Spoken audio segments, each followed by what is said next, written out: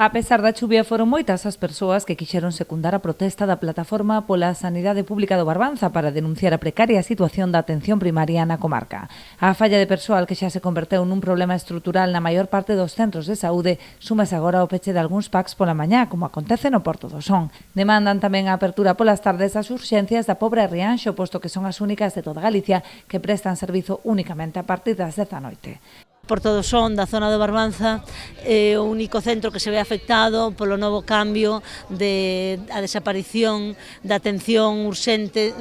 os sábados pola mañán naqueles sitios que non hai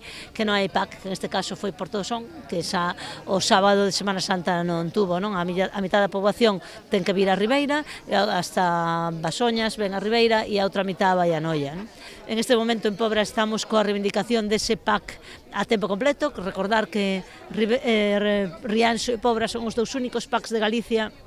e os días laborales abren ás 10 da noite e non ás 3. Bueno, pois Porto do Son no seu momento estuvo durante meses sin pediatra, en estes momentos está o problema da atención aos sábados. Alertan dende a plataforma que a falla de recursos en primaria é a porta de entrada ao colapso dos hospitais e as urxencias, polo que inciden na necesidade de dotar de medios humanos e materiais os centros de saúde para evitar a sobrecarga do sistema. Queremos reivindicar esa necesidade de que a atención primaria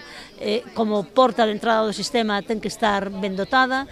A OMS recomenda un 25% do orzamento, estamos moi lonxe deso, que a atención primaria ten que, si funciona mal, vai a sobrecargar tanto as urxencias extrahospitalarias como hospitalarias, como as hospitalizacións e as consultas de hospital, porque os pacientes crónicos que non teñen un bo seguimento por o seu médico ou médica cabeceira van a acabar antes en urxencias hospitalizados. Ten que centrarse tamén na promoción da saúde para mellorar a promoción da saúde mellora os índices de hospitalización e de atención en urxencias e por eso creemos que a atención primaria se merece un orzamento propio e unha estructura de xerencia propia. No momento que o que demostrou a